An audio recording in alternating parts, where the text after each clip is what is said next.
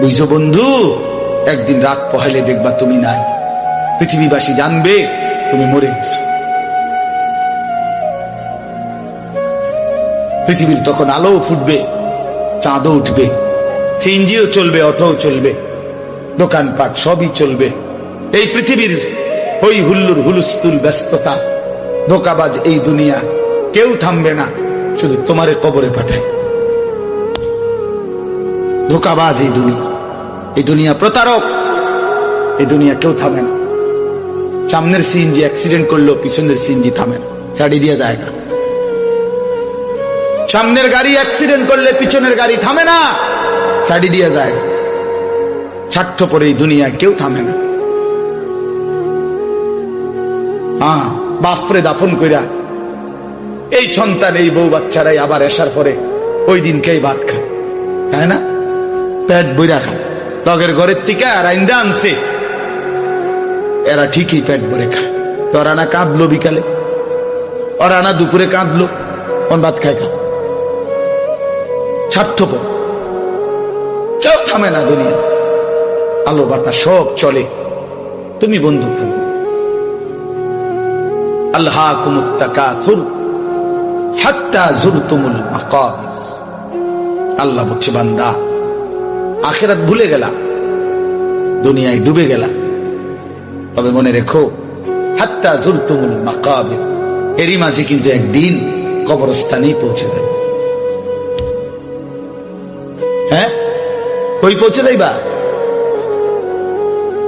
তোমরা কবরস্থান দেখো নাই ভাইয়া? কাল্লা সাউফা তা'লামুন। আল্লাহ বলে, কবরে আসলেই আমি বুঝাই দেব বান্দা আমার নাফরমানির শাস্তি কেমন। সুম্মা কাল্লা সাউফা তা'লামুন। আবার নাফরমান হাসরের ময়দানে আসলে আমি আবার বুঝাই দেব আমার অবাধ্যতার শাস্তিটা কি। একবার বুঝাবো কবরে। তাফসীরের মধ্যে আছে কাল্লা সাউফা তা'লামুনা ফিল কবরি সুম্মা কাল্লা সাউফা তা'লামুনা ফিল আখিরাহ। আল্লাহ বলে, একবার কবরে বুঝাইব আমারে ত্যাগ করা, আমার নাফরমানি, আমারে সিজদা না করার শাস্তিটা কি। কবরেই টের পাইবা। ওয়ায়ুকাইয়াদু লাহু মালাকুন আমা ওয়া আসাম্মু আবকাম। নবী বলেন, নাফরমানের কবরে এমন একজন ফেরেশতা পাঠানো হবে, যেই ফেরেশতা অন্ধ, বোবা, বধির, চোখেও দেখে না, কানেও শোনে না, জবানেও কথা বলতে পারে না। ফায়ুদরাবু লাহু বিমিতরাকাতিন মিন হাদিদ দারবাতান বাইনা উদুনাইহি। আল্লাহর নবী বলেন, ওই ফেরেশতা ওই নাফরমান পাপীকে লোহার হাতুড়ি মুগুর দিয়ে দুই কান বরাবর এমন জোরে আঘাত মারবে, ফায়াসিহু সাইহাতান ইয়াসমাউহা মান ইয়ালিহি ইল্লা তাকালাইন। নবী বলেন, নাফরমান এত জোরে চিৎকার করবে, মানুষ এবং জিন ব্যতীত আল্লাহর সব সৃষ্টি শুনবে।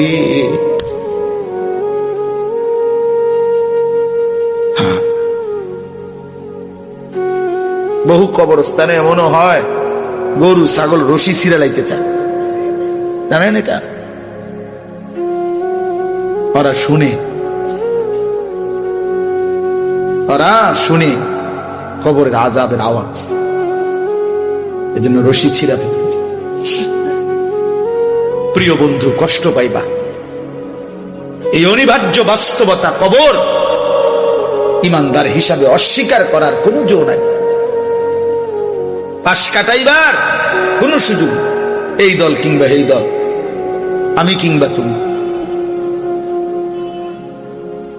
কেহই অনিবার্য এই সত্য, চিরন্তন এই বাস্তবতা, নিদারুণ এই সত্য, কবর, আখিরাত, মৃত্যু, এটাকে পাশ কাটাবার সুযোগ নাই। অতএব আমি অনেক নওজোয়ান, তোমরা মাশাআল্লাহ এই ভালোবাসা কি দিয়া মূল্যায়ন করে, এই মহব্বত আল্লাহর জন্য। তাইলে যেহেতু তোমরা পছন্দ করে ভালোবেসে আল্লাহর জন্যই আসছো, আল্লাহর কথা শুনবার জন্যই আসছো। আমি অনুরোধ করি তোমরা আরেকটু আগাও। যেহেতু আল্লাহকেই ভালোবাসো, আল্লাহর কথাই শুনতে চাইছো, আল্লাহর জন্যই বসছো ভাইয়া, দাঁড়াইছো, তো আর একটু হিম্মত করে সেজদা দিয়া দাও, মালিকের সেজদা দাও, ঠকবা না। আল্লাহরে সেজদা দিয়ে কেউ ঠকে না, আল্লাহর গোলামি করে কেউ ঠকে না। প্রিয় ভাই, নষ্ট হইও না। প্রিয় সন্তান আমার, নষ্ট হইও না। প্রিয় যুবক আমার, নষ্ট হইও না। মুসলমানের কিশোর, তরুণ, নওজোয়ান, আগামীর ইসলামের পতাকা তুমি হাতে নিও। আগামীর কালেমার পতাকা তোমার হাতে। সারা পৃথিবীতে ইমানদারের বিজয় হবে, হচ্ছে। সারা পৃথিবীতে মজলুমের বিজয় হচ্ছে, জালেমের পতন হচ্ছে। কোথাও সারা পৃথিবীতেই জালেম থরথর করে কাঁপতেছে। হ্যাঁ, সারা পৃথিবীর বাস্তবতা, শুধু বাংলাদেশ আর সিরিয়া না। দুই জালেম তো চলে গেছে, বাকি জালেমরাও বেডিং পত্র গুছায় ফেলছে।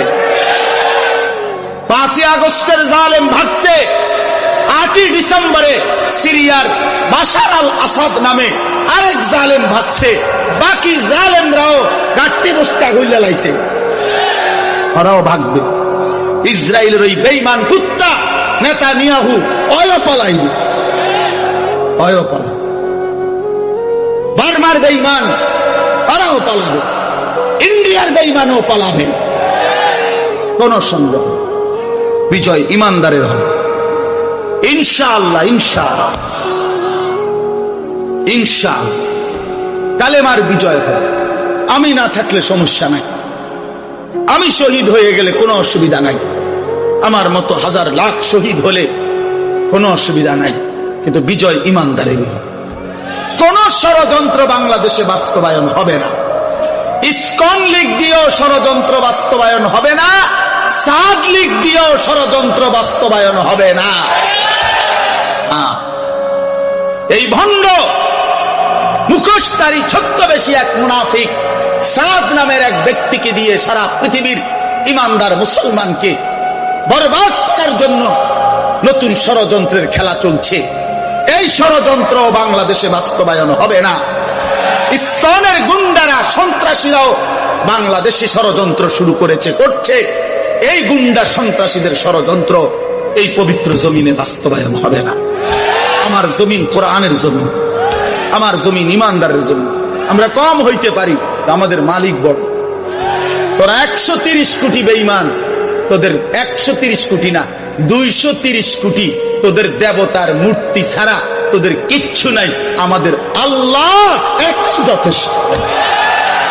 হাসবুনাল্লাহ, হাসবুনাল্লাহ। অতএব প্রিয় ছেলেরা আমার, বাপ আমার, আমি না থাকলে কোনো সমস্যা নেই। মরতেই হলে তো শাহাদাতের মৃত্যুর চাইতে দামি মৃত্যু আর কি হইতে পারে। শহীদের পবিত্র খুন ঝরলে, আল্লাহর জমিন ছুঁইলেই জান্নাত, কোনো সমস্যা নেই। এই জন্য আমি অনুরোধ করছি তোমাদের কাছে, তোমরা আমাদের সন্তান, তোমরা আমাদের ভাই। আমি সকল ছেলের কাছে হাত জোড় করে অনুরোধ করলাম, তোমরা আল্লাহর দিকে ফিরে আসো। গুনার মধ্যে শান্তি নেই, নারীর ছবির মধ্যে, অশ্লীল দৃশ্যের মধ্যে, উলঙ্গ দৃশ্যের মধ্যে প্রিয় ভাই সুখ হয়। আল্লাহ তাআলা কোরআনে বলছে, চরিত্রহীন পুরুষকে আল্লাহ বলছে খবিস। খোদার কসম, সূরা নূরের মধ্যে চরিত্রহীন পুরুষকে আল্লাহ বলছে খবিস, চরিত্রহীন নারীকে আল্লাহ বলছে খবিসাত, খবিস। আল্লাহ বলছে, ওয়াদা দিছে, আল্লাহর ওয়াদা ভুল হয় না। আল্লাহ বলছে, তোরা পুরুষ যারা চরিত্রহীন, তোদের বউ মিলবে চরিত্রহীন। তোরা মহিলা যারা, মেয়ে যারা চরিত্রহীন, তোদের স্বামী মিলবে চরিত্র। তখন বুঝ, মানুষের বেডি সাউন আর ঘরের বেডি 2 নম্বর। হ্যাঁ, টের পাইবা কয় দিনে রাত যায়, কয় দিনে দিন যায়। মাস 24 দিনে শেষ হয়ে যাবে, 30 দিন আর লাগবে। হ্যাঁ হ্যাঁ, এমনিতে তো মোবাইলের বেডি, রাস্তার নর্তকী, হ্যাঁ, অবৈধ প্রেমিকা, হ্যাঁ, ওর সব কিছু ফরমালিন, ধোকা। কিন্তু স্ত্রী যদি কারো, বিবাহিত স্ত্রী যদি 2 নম্বর হয়, চরিত্রহীন হয়, পরকীয়ায় আসক্ত হয়, তখন বুঝবা বন্ধু দুনিয়ার জীবনটা হয়ে যাবে জাহান্নামের টুকরা, জাহান্নামের টুকরা। আমি বললাম নষ্ট হইও না, চরিত্র হেফাজত করো, একটু একটু সবর করো, একটু সবর করো। কুত্তার মতো নারী মেয়ের পিছনে দৌড়াইও না, ছবির পিছনে দৌড়াইও না, একটু সবর করো। যেই চাহিদা আল্লাহ দিছে সেই চাহিদা পূরণের হালাল ব্যবস্থা আল্লাহ রাখছে। তৃষ্ণা আল্লাহ দিছেন, পানি আল্লাহ দিছেন, ক্ষুধা আল্লাহ দিছেন, খাবার আল্লাহ দিছেন, লজ্জাস্থানের চাহিদা আল্লাহ দিয়েছেন, হালাল স্ত্রী আল্লাহ সৃষ্টি করেছেন। অতএব অপেক্ষা করো, একটু সবর করো। এক পবিত্র স্ত্রী মিলে যাবে, এক হালাল স্ত্রী মিলে যাবে। ছেলে সবর করো বাপ, সবর। যে ক্লাস 8-এ পড়ে তুমি এবছরই এসএসসি দিয়ে লাও, কথা বলে না। এই 8-এর ছাত্র তুমি এবছরই এসএসসি পরীক্ষা দিয়ে ফেলো, হবে তো না? এসএসসির ছেলে তুমি এবারই ইন্টার দিয়ে ফেলো, ইন্টারের ছেলে এবারই অনার্স শেষ করো 4th ইয়ার। কেমনে হবে ভাইয়া? তো একটু কি সবর করতে হবে না? 4টা বছর কি অনার্সের জন্য পার করতে হবে না? তো একটু সবর করো। আল্লাহ তো কোরআনে ওয়াদা দিছে, আমি প্রত্যেক পুরুষের দেহের অংশ থেকে আমি আল্লাহ তার স্ত্রী, ওয়ামিন আয়াতিহি আন খালাকা লাকুম মিন আনফুসিকুম আজওয়াজান। আল্লাহ বলেন পুরুষের দেহের অংশ থেকে, পাঁজরের হাড্ডি থেকে আমি আল্লাহ তার স্ত্রীকে সৃষ্টি করে ফেলেছি। খালাকা মানে মাজির সিগা, অতীতকাল সৃষ্টি করা হয়েছে। আল্লাহ বলেন সেই বিবি যখন মিলে যাবে, লিতাসকুনু ইলাইহা, তুমি একদম প্রশান্ত, সুকুন, চির শান্তি, প্রশান্তি মিলেই যাবে। এই জন্য আমি অনুরোধ করছি, অনেক বয়স্ক বাবারা আছেন আপনাদের সামনে, এর চাইতে খোলামেলা আর বলা সম্ভব না আমার নওজোয়ান ছেলেদেরকে, নইলে আলাদা পাইলে আরো কইত।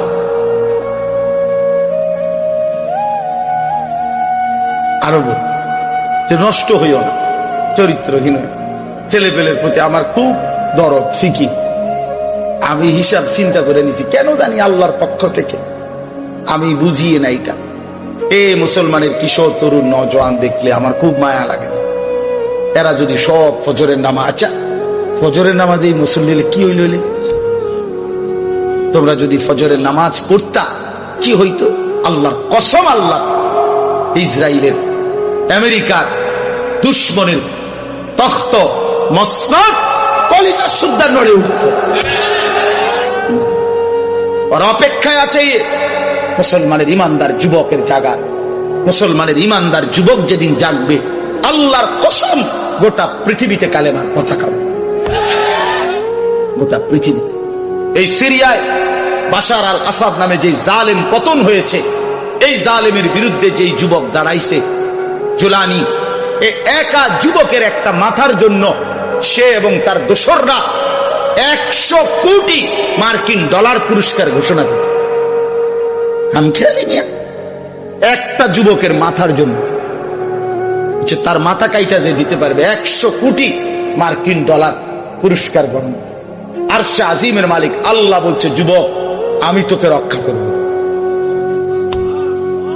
আল্লাহ পাক ঠিকই তাকে রক্ষা করছে। ওই জালেম পলাইছে, গাট্টি গুট্টি লইয়া পলাইছে। এই জন্য বাংলাদেশের নিরস্ত্র কিশোর যুবক নওজোয়ান দাঁড়াইছে, জালেম পলাইছে। এটাই সত্য, এটাই সত্য। নওজোয়ান হিম্মত করলে, বুক পেতে দিলে, নওজোয়ান দাঁড়াইলে যে কোন বড় অসাধ্য আল্লাহর দয়ায় ওইটাও অর্জন হয়েছে। এটা আল্লাহ তাআলা যৌবনের মধ্যে শক্তি রাখছে। কোরআন শরীফে আছে, আল্লাহ বলছে যৌবনটাই শক্তি। ছোটবেলা আল্লাহ নিজে বলছে দফ, এটা দুর্বলতা। বুড়াকাল আল্লাহ নিজে বলছে ওইটাও দফ, দুর্বলতা। তো শক্তি কই? আল্লাহ বলছে যৌবন, কুওয়াতান। কোরআন শরীফের আয়াত সূরা রোমের মধ্যে আছে, আল্লাহুল্লাযী খালাকাকুম মিন দুফিন সুম্মা জাআলা মিন বা'দি দুফিন কুওয়াতান সুম্মা জাআলা মিন বা'দি কুওয়াতিন দুফান ওয়া শাইবা। আল্লাহ বলেন, বান্দা 3 অবস্থায় আমি তোমাকে বানাই। প্রথম হলো দুর্বল, এরপরে শক্তি, এরপরে পুনরায় দুর্বল। তাহলে বোঝা গেল শিশুকাল আর বৃদ্ধকাল কি দুর্বল। তো শক্তি কোথায়? কোথায় শক্তি কোথায়? তো শক্তিমান নওজোয়ান হাত তোলো। না না, বুড়া মানুষ না, বুড়া মানুষ না, নওজোয়ান হাত তোলো, তোলো হাত তোলো, দাও তাকবীর দাও, আল্লাহু আকবার, জোরসে বলো, জোরসে বলো, দাঁড়ায় বলো, দাঁড়ায় বলো, দাঁড়াও নওজোয়ান, ওঠো নওজোয়ান, দাঁড়াও নওজোয়ান, দাও তাকবীর বলো। দেখেন কি পরিমাণ ছেলে, দেখছেন কি পরিমাণ ছেলে।